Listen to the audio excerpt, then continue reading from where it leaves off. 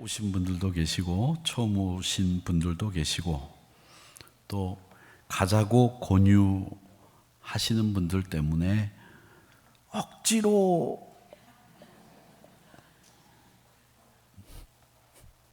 오신 분도 계실지 모르겠습니다. 그러나 분명한 것은 여러분이 오늘 이 자리에 있다는 것은 그 자체가 축복인 줄 믿습니다.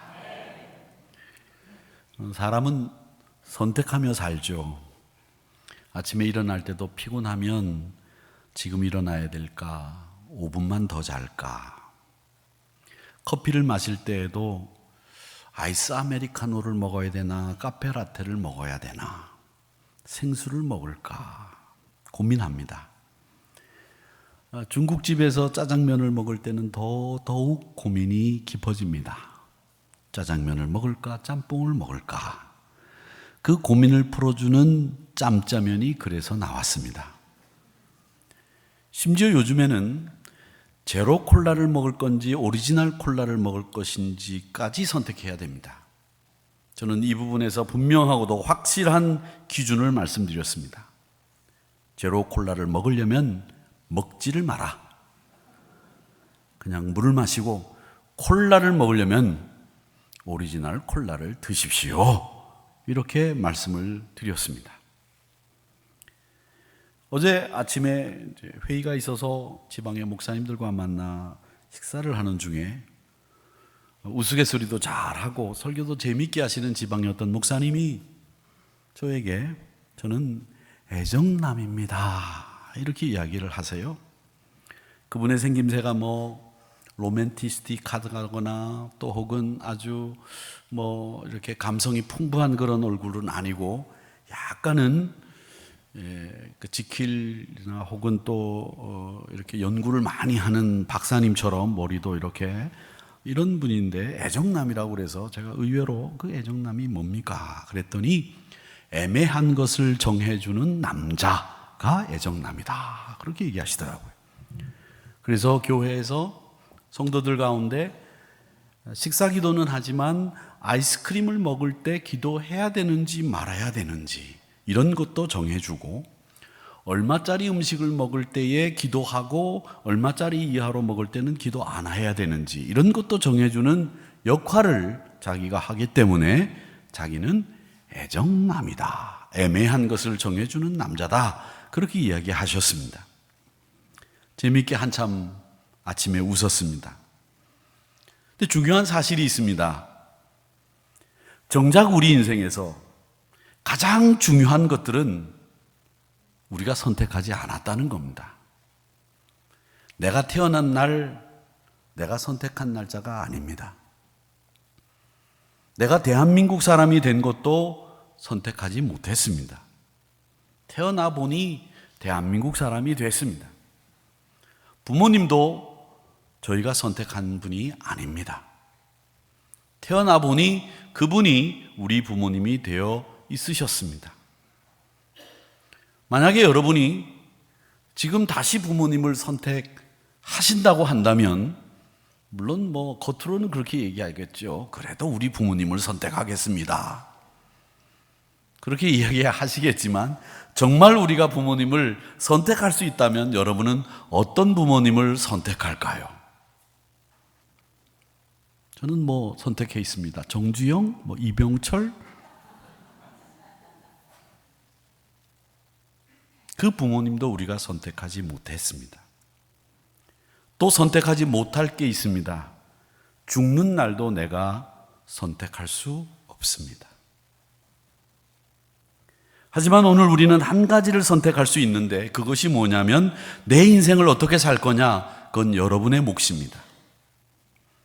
내가 뭘 믿고 살 거냐? 그것도 역시 여러분의 몫입니다. 오늘 설교는 바로 그 선택에 대한 이야기를 하고자 합니다. 이 선택에는 항상 기준이 있습니다. 그 기준이 있는 선택에 필요한 기준을 우리는 조금 어려운 말로 뭐라고 얘기하느냐면 가치관 이렇게 표현합니다. 모든 선택에는 기준이 있죠. 어떤 분들은 모든 인생을 재미나 맛이나 즐거움으로 선택하시는 분들이 계십니다. 처음 우리나라 마이카 시대가 열렸을 때 제가 아는 어떤 분이 자동차를 이렇게 사셨습니다. 포니2를 사셨는데 그때 가격을 제가 지금도 기억하고 있습니다. 640만 원인가 하는 포니2를 사셨습니다. 그리고 난 뒤에 어느 날 만나 뵀더니 그분이 하는 얘기가 나는 칼국수를 먹으러 이 차를 타고 대구 가서 점심 칼국수를 먹었다. 저는 깜짝 놀랐습니다. 칼국수를 먹기 위해서 대구까지 차를 운전해서 간다? 이해가 안 됐습니다. 근데 그분은 삶이 재미와 맛과 즐거움이 기준이셨습니다. 그래서 맛있는 칼국수를 먹기 위해서 요 앞에 10,000원짜리 칼국수가 있는데 기름을 써가면서 대구까지 4시간여 길을 갔다가 오시면서 왕복 8시간을 왔다 갔다 하시면서 대구에서 칼국수를 먹고 오시더라고요. 실용적인 생각을 하시는 분들은 그것은 미친 짓입니다. 그러나 그분에게는 맛과 재미와 즐거움이 삶의 기준으로 삼고 사는 그분에게는 아무렇지도 않은 일입니다. 어떤 분은 그 삶의 기준이 건강이신 분들이 있습니다. 입을 열면 건강으로 시작을 해서 건강으로 끝납니다. 뭘 먹으면 좋다. 뭘 먹으면 좋다. 그래서 아침 방송에서 뭐가 좋다고 하는 이야기가 나오면 득달같이 낮에 안에 있는 분에게 시장에 가서 그것을 사오도록 하셔서 하루 종일 그것만 드시는 분도 봤습니다. 양파가 좋다고 그러니까 다른 건 아무것도 안 먹고 아침, 점심, 저녁, 점심, 아침, 점심, 저녁, 아침, 저녁 양파만 드시는 분도 봤습니다. 그분의 기준은 건강입니다. 어떤 분들은 가성비가 기준이신 분들도 있습니다. 가격 대비 효율적인 물건이나 가격 대비 참 좋은 물건을 택하는, 그리고 가격 대비 우리가 투자한 것에 대비해서 결과물이 좋은 것만 선택하는 분들도 계십니다. 이런 것을 심리학에서는 뭐라고 얘기하느냐면 상대적 가치관이라고 부릅니다. 사람마다 다르기 때문에 서로 선택의 기준이 다르기 때문에 다른 선택을 하는 것이죠. 하지만 우리 인생에는 반드시 필요한 절대적인 가치도 있습니다. 숨 쉬는 것, 그건 안 하시면 안 됩니다. 그래서 제가 연세 드신 분들에게 항상 말씀드리는 것은 숨쉬기가 어려우실 때는 꼭 여러 번 쉬려고 하지 마시고 한 번만 더 쉬어보자. 이렇게 숨을 쉬시면 한 번이 2번 되고 2번이 3번 되고 3번이 10번 되고 10번이 100번 되고, 그래서 여러분들 여기 계신 분들은 앞으로도 50년을 너끈히 여기 계신 분들이 사실 줄로 믿습니다. 아멘 하신 분들은 50년 사시기 바랍니다. 근데 지금 우리 교회에서 신앙생활을 하시다가 하늘나라 가신 분들은 제 말을 안 들어서 그렇습니다. 한 번만 더 쉬세요 그랬는데 에이 이제 목사님 그만 쉬겠습니다. 숨 쉬는 건 절대적인 가치입니다. 밥 먹는 거, 가족을 사랑하는 거, 사람답게 사는 거, 이건 선택이 아니라 필수입니다. 그래서 성경은 말하기를 예수님 역시 선택해도 되고 안 해도 되는 존재가 아니라 성경은 분명하게 우리 인간에게 절대적으로 필요한 가치가 있는데 그게 뭐냐? 예수님이시다.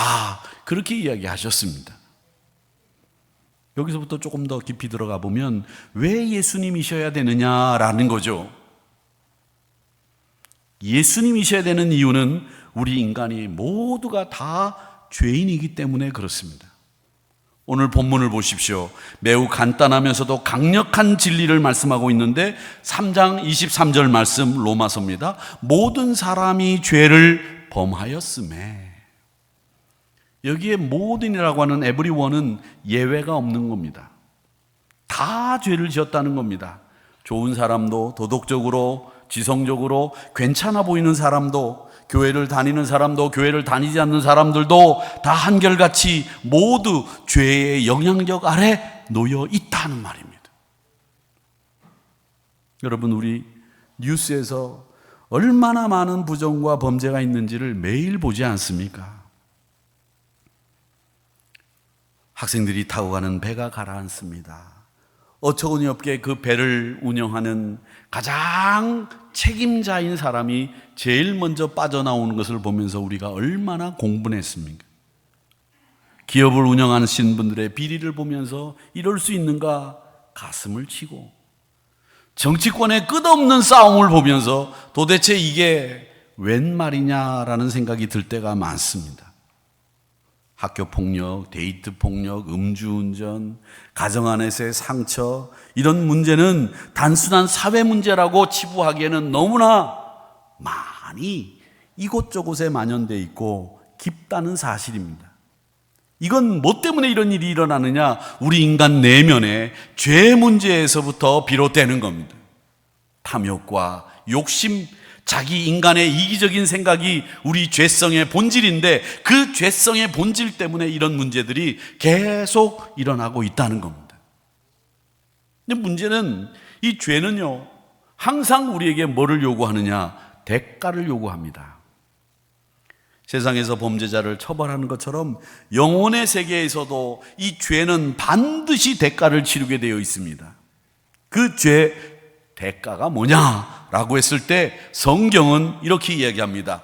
죄의 싹은 사망이다. 죄를 저지른 그 사람에게 값을 치르게 되는데 그것이 뭐냐? 사망이라는 겁니다. 이 사망이라고 하는 것은 단순히 숨이 멎어지는 것이 아니고 하나님과의 단절, 사랑과 단절, 평강과 단절, 거룩함과 단절되는 것을 말하는 겁니다.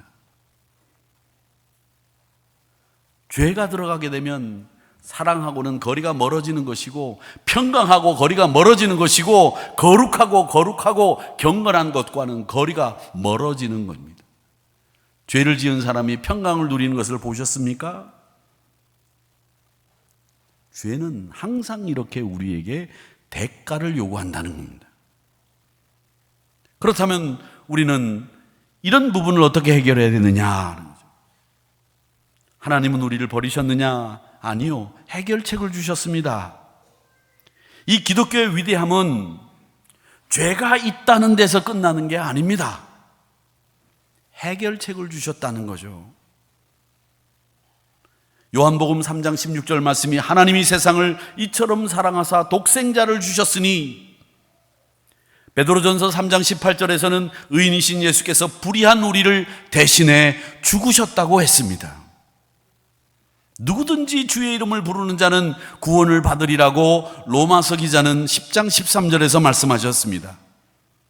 예수님이 우리의 죄를 짊어지시고 대신 죽으셨다는 것이고, 예수님이 내가 받아야 될 사망의 그 음침한 권세 앞에 당신의 몸을 내어주시며 대신 죽으셨다는 것이 이 말씀들의 강력한 진리의 내용들입니다. 여러분, 어려서 친구에게 미안해라는 한마디가 그렇게 어려웠던 것처럼 우리도 쉽게 하나님 앞에 미안해라는 말을 하지 못합니다. 저도 참 미안해라는 말을 하기가 어려웠던 적이 있습니다. 중학교 2학년 때 야구를 하는데 제가 타자로 나섰어요. 야구를 하면 배트를 치고 난 뒤에 이렇게 던져야 되는데 배트를 치고 난 뒤에 이렇게 던졌습니다. 그러니까 이 포수를 보던 친구의 입에 이 야구 배트가 맞았어요. 이가 상하게 됐습니다. 근데 그 앞에서 제가 한 짓이 너무나 어처구니가 없으니까 미안하다는 말도 못하고 어쩔 줄 몰라 했던 기억이 납니다. 이 미안하다는 말이 그렇게 하기가 힘든 거예요. 그리고 또 어렸을 때 저는 이 미안함이라고 하는 것에 대해서 참 많이 교육을 받았는데, 아버님이 어느 공원을 저를 데리고 가셔서 걸으시면서 이런 얘기 하셨어요. 창룡아, 너는 미안하다라는 말을 하지 않는 인생을 살았으면 좋겠다.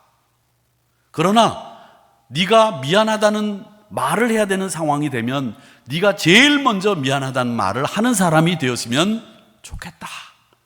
그렇게 얘기하셨어요. 미안하다는 말을 하지 못하도록 살아라. 그러나 미안하다는 말이 나올 수밖에 없는 상황이 되면 먼저 말하는 것이, 너는 그런 인생을 사는 것이 좋겠다. 이렇게 말씀해 주셨습니다. 우리가 죄를 짓고 난 뒤에 하나님 앞에 가서 미안합니다, 죄송합니다, 이렇게 말을 해야 되는데, 하나님은 우리가 잘못했다고 미안하다라고 하는 말을 하기 전에 이미 우리를 용서해 주셨습니다. 이게 하나님의 크신 사랑이요, 이게 기독교의 가장 위대한 점입니다. 우리는 누군가가 미안하다고 하는 말을 하기 전에는 용서하지 않으려고 합니다. 무조건 용서하는 것은 어리석은 짓이라고 얘기합니다. 그런데 하나님은 무조건 용서하셨다는 거죠. 우리가 미안하다는 말을 하기 이미 이전에 우리를 용서해 주시고 우리의 죄를 없다 인정해 주신 겁니다. 이게 복음입니다. 이게 기독교가 가지고 있는 위대한 점입니다. 그러면 이 교회를 선택하고 교회를 다닌다고 하는 이 부분에 대해서는 우리는 왜 교회이냐, 이런 생각을 하실 수 있습니다. 교회만이 이 복음을 전하기 때문에 교회가 여러분이 다니셔야 되고 선택하고 같이 신앙생활을 해야 되는 곳이 된 겁니다. 오늘날 교회가 사실 욕도 먹고 비난도 많이 받습니다. 요즘 미주에 있는 교회들 중에서 이 LA에 사시는 한국 분들이, 교민분들이 아틀란타로 굉장히 많이 이사를 가십니다. 우리 교단에도 이 아틀란타에 있는 교회들이 지금 아틀란타에서는 제일 큰 교회로 성장하고 있습니다. 근데 아틀란타에 가보면 길 하나가 다 교회만 있는 길이 있어요. 그 길을 쭉 가다 보면 양쪽에 아무것도 없고 다 교회입니다. 그래서 그 아틀란타에 있는 그 길을 처치로드라고 합니다. 근데 거기 제일 끝에 있는 교회를 우리 성결교회가 샀어요. 굉장히 좋은 교회입니다. 건물도 멋있고요. 아주 미국 교회답게 생긴 그런 큰 감리교회, 한인들이 다니는 감리교회였습니다. 근데 그 교회를 사서 이사했다는 소식을 듣고 제가 참 기뻤습니다. 근데 그 교회가 감리교회인데 왜 그 교회를 우리 교단교회에 팔았느냐? 그 교회가 지금 30년째 싸우고 있습니다. 결국 싸우다가 이제는 그 교회를 팔고 다른 곳으로 이사를 가버리고 말았습니다. 비난받고 교회들이 욕을 얻는 일도 있습니다. 실수도 하고, 또 목회자는 어떤 경우에는 손가락질 받아야 될 일들을 하기도 합니다. 그런데 여러분, 이 교회는 이 세상에서 예수님의 용서와 예수님의 사랑과 예수님의 구원을 전하는 유일한 기관이 이 세상에는 교회밖에 없습니다. 병원에 가면 몸을 고치고 삼성전자나 현대자동차나 LG나 한화나 회사들은 돈을 버는 것이 목적입니다. 정부는 이 나라를 운영합니다. 사람의 영혼을 살리는 곳은 그러면 어디입니까? 교회밖에 없습니다. 그래서 교회가 필요합니다. 그 교회를 여러분들이 선택하셔서 오늘 나오셨다고 하는 것은 정말 큰 은혜입니다. 그러면 왜 예수님을 선택하셔야 되느냐? 예수님은 이 사람을 변화시키기 때문에 우리는 예수님을 선택해야 됩니다. 예수님의 사랑 때문에 수많은 사람들이 변화됐습니다. 코리 텐 붐이라고 하는 분은 유대인을 숨기다가 수용소에 갇혔지만 그분은 끝까지 용서를 선택하셨습니다. 왜? 예수님을 믿기 때문에.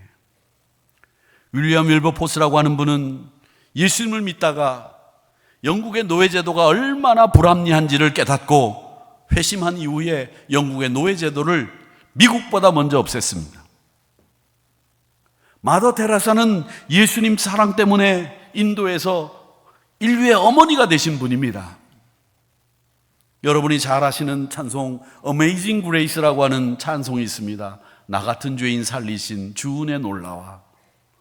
미국 분들이 무진장 좋아하고 우리 한국 분들도 신앙생활 하시는 분들 중에서 나 같은 죄인 살리신 그 크신 하나님의 은혜를 찬양하는 이 노래를 무척 좋아하시는데, 이 노래를 작사하신 분이 뉴턴이라고 하는 분입니다.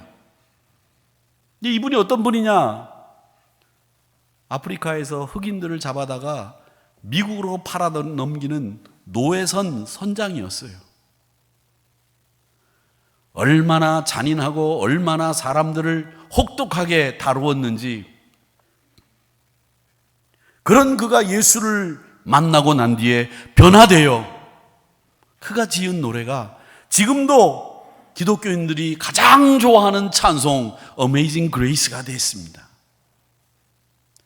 예수님만큼 사람을 변화시키는 분은 없습니다. 사람이 변화된다고요? 변하기 쉽지 않습니다. 그런데 그 예수님이 우리를 변화시키고 우리의 삶을 완전히 바꾸시는 분이십니다. 지금 한국에도 이 예수님의 사랑으로 누군가를 돕고 용서하고 빛과 소금이 되기 위해서 눈물로 살아가는 그리스도인들이 얼마나 많은지 모릅니다. 여러분이 텔레비전에서 보고 있는 많은 NGO 단체들, 기아대책, 사마리탄 퍼스, 월드비전, 다 예수님을 믿는 우리 기독교인들이 교회에서부터 출발한 NGO 단체이고 구호 단체입니다. 지금 가장 많이 활동하고 있는 이 NGO 단체들은 다 교회를 근간으로 해서 움직이는 구호 단체죠. 교회 근간이 없는 단체는 아무도 없습니다. 이렇게 예수님이 사람을 변화시키고 어두운 그늘을 양지로 만들 수 있는 놀라운 힘을 주시는 분이기 때문에 여러분은 예수님을 선택하셔야 됩니다. 내 인생의 어두운 부분, 내 인생의 잘못된 습관, 저는 예수 그리스도를 선택하는 분들에게는 이런 변화들을 경험할 수 있는 기회가 찾아간다고 생각합니다. 앞으로 보십시오. 어제 제가 신문을 보니까 우리 한국에 들어와 있는 외국인들이 260만 명이라고 하더라고요. 근데 그건 우리가 공식적으로 집계한 외국 분들이 우리 한국에 들어와 있는 숫자일 겁니다. 대학생들로 우리나라에 유학 온 학생들만 내년이 되면 130만 명 정도가 우리나라에 유학을 온다고 합니다. 그러니까 곧 우리나라에 300만 명 이상의 외국인 노동자들과 외국인들이 한국에 들어오게 될 겁니다. 35년이 되면 800만 정도의 외국인들이 한국에 들어와서 거의 외국인들이 1000만에 육박하는 이런 인구 숫자를 차지하는 비율이 곧 다가올 거다, 이렇게 예상들을 하고 있습니다. 35년이 되면 우리나라는 인구 절벽을 맞이하게 되기 때문에 노동할 수 있는 인력을 외국에서 수입하지 않으면 안 되는 상황이 벌어집니다.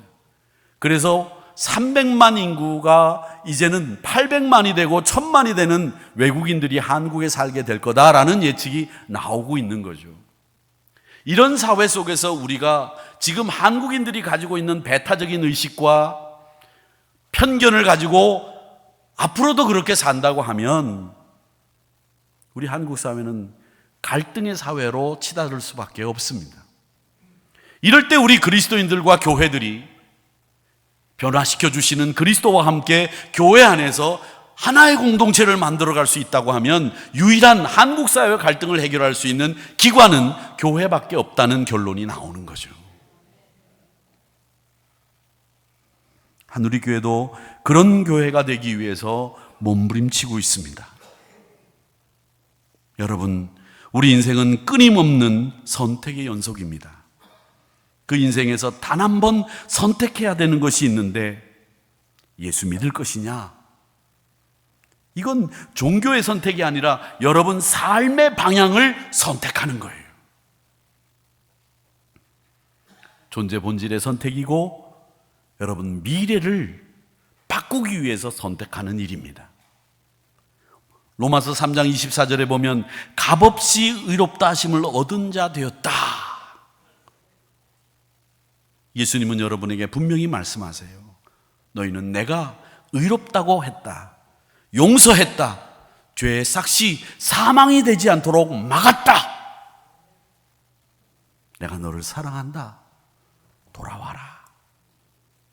이 사랑을 선택하시기를 바랍니다. 오늘 이 전도 축제는 한우리교회와 성도들이 여러분을 초대한 날이 아니라 하나님이 여러분을 초대하신 날입니다. 여러분 인생 가운데 하나님을 선택하시고 예수님 선택하시고 구원을 선택하시고 교회를 선택하셔서 새로운 시작을 만들어 가시기를 축복합니다. 이 선택이 여러분의 인생을 바꿀 줄 믿습니다.